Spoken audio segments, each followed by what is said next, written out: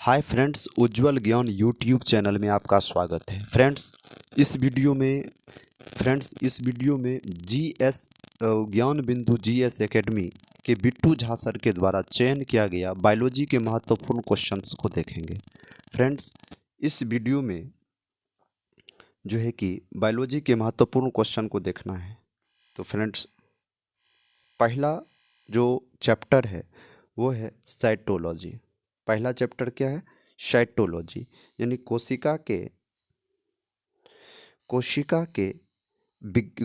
विज्ञान को साइटोलॉजी कहते हैं। कोशिका विज्ञान को क्या कहते हैं? साइटोलॉजी कहते हैं। फ्रेंड्स, बिना देर किए हुए पहले क्वेश्चन को हम गौरपूर्वक बढ़िया से देखते हैं। फ्रेंड्स, पहला क्वेश्चन से है, एक मिनट। फ्रेंड्स, पहला क्वेश्चन है कि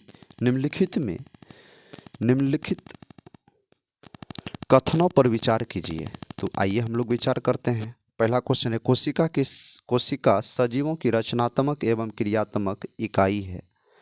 बी, दूसरा है, कोशिका के अभाव में सजीव के शरीर का निर्माण होता है, इस शरीर का निर्माण संभव नहीं है। तो ऑप्शन है कि केवल एक, इसमें से हमको देखना है कि कौन सा कथन सही है या गलत है, यानी सही ही खोजना है, कौन सा कथन सही है। ऑप्शन ए है केवल एक, ऑप्शन केवल एक, बी केवल दो, सी एक तथा दो दोनों, डी ना तो एक ना ही दो। तो इसका सही आंसर होगा फ्रेंड्स एक तथा दो दोनों। आगे है, कोशिका के किस भाग को सम्मिलित रूप से साइटोसोम कहा जाता है? ए कोशिका झिल्ली, बी कोशिका द्रव्य, सी कोशिका द्रवित स्थित कोशिकाओं, डी इनमें सही। तो इसका आंसर होगा डी इनमें सभी। अगला देखते हैं क्वेश्चन नंबर 3, साइटोसोम के अंतर्गत निम्नलिखित में कौन एक शामिल नहीं है? ए है केंद्रक, बी कोशिका झिल्ली, सी कोशिका द्रव्य स्थित कोशिकांग, और डी, सी और डी का ऑप्शन एक ही है, कोशिका द्रव्य स्थित कोशिकांग। तो इसका जो सही आंसर होगा केंद्रक। सही आंसर क्या होगा? केंद्रक। क्वेश्चन नंबर 4 है कि कोशिका द्रव्य में स्थित जीवित रचनाएं जिनमें बढ़ने तथा विभाजन की क्षमता होती है उसे क्या कहते हैं? ए ऑर्गेनोवाइट्स, बी मेटाप्लाट्स, सी एर्गेस्टोप्लाज्म, डी जीव द्रव्य तंतु। इसका सही आंसर जो होगा ये होगा कि ऑर्गेनोवाइट्स, ए। आगे देखते हैं क्वेश्चन नंबर 5, निम्नलिखित में कौन सी कोशिकीय रचना ऑर्गेनोवाइट्स नहीं है? ऑर्गेनोवाइट्स नहीं है।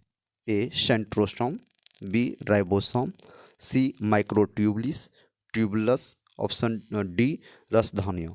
इसका सही आंसर जो होगा राइबोसोम होगा। सही आंसर क्या होगा दोस्तों? सॉरी, राइबोसोम नहीं, इसका सही आंसर जो होगा रसधानियाँ होगा। आगे देखते हैं क्वेश्चन नंबर 6, निम्नलिखित में कौन एक सही नहीं है? ठीक। ए है कोशिका का आकार एवं आकृति उसके कार्यों के अनुरूप होती है, और बी क्या है? बी है कि कोशिका की संख्या जीव के शरीर के आकार पर निर्भर करती है।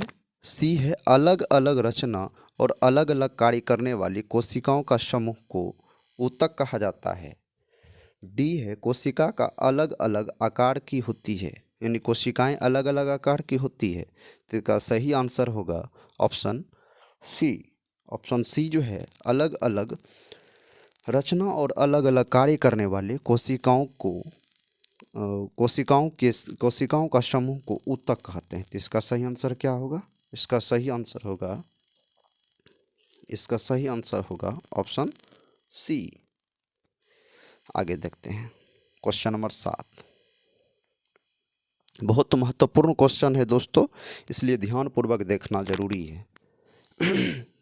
किसी भी एग्जाम के लिए महत्वपूर्ण क्वेश्चन है बायोलॉजी का। तरल मोज़ेक मॉडल के संबंध में निम्नलिखित कथनों पर विचार कीजिए। पहला, यह मॉडल कोशिका झिल्ली के संरचना को बताता है। बी है, यह मॉडल 1972 में सिंगर और निकोलसन ने प्रस्तुत किया था। और सी है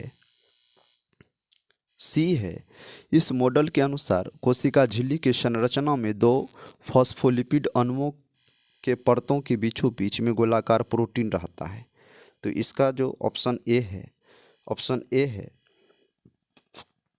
एक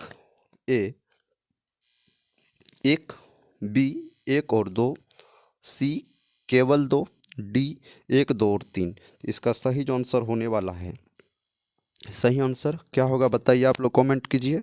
इसका सही आंसर होगा 1 2 और 3। क्या होगा? 1 2 और 3। अब देखते हैं क्वेश्चन नंबर 8 को। कोशिका का कौन सा भाग माइक्रोविलाई सीलिया तथा फ्लैजिला जैसी रचना का निर्माण करती है? तो ऑप्शन ए है कोशिका झिल्ली, ऑप्शन बी है कोशिका भित्ति, ऑप्शन सी है अंतःप्रद्रव्य जालिका, ऑप्शन डी है राइबोसोम। इसका सही आंसर क्या होगा दोस्तों? इसका सही आंसर होगा कोशिका झिल्ली।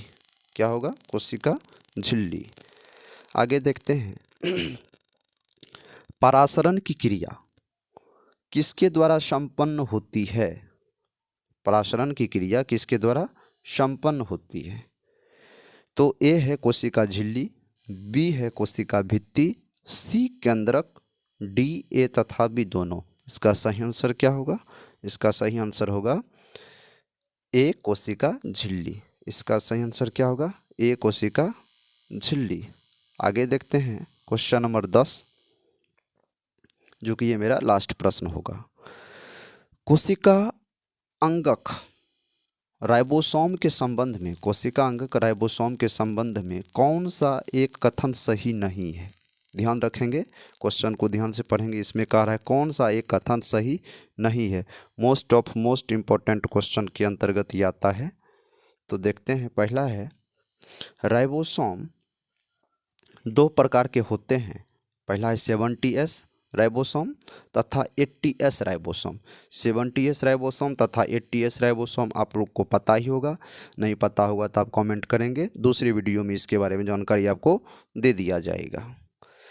अगला क्वेश्चन ऑप्शन बी है 70S राइबोसोम प्रोकैरियोटिक में होते हैं तथा इसके 2 सब यूनिट 30S तथा 50S राइबोसोम होता है। अगला ऑप्शन को हम लोग देखते हैं फ्रेंड्स। अगला जो ऑप्शन है, अगला ऑप्शन क्या है? 80S राइबोसोम यूकैरियोटिक होते हैं तथा इसके भी 2 सब यूनिट हैं, 40S राइबोसोम तथा 60S राइबोसोम। अगला क्या है? अगला है कि राइबोसोम प्रोटीन तथा लिपिड के बने होते हैं। इसका आंसर क्या होगा दोस्तों? इसका सही आंसर जो होगा राइबोसोम प्रोटीन तथा लिपिड के बने होते हैं। बहुत महत्वपूर्ण ये क्वेश्चन है, कई एग्जाम में पूछा गया है। इसका सही आंसर क्या होगा? राइबोसोम प्रोटीन तथा लिपिड के बने होते हैं। आज के वीडियो में इतना ही। आप उज्ज्वल ज्ञान ऐसा ही वीडियो पाने के लिए आप उज्ज्वल ज्ञान यूट्यूब चैनल को सब्सक्राइब लाइक ज़रूर करेंगे। धन्यवाद।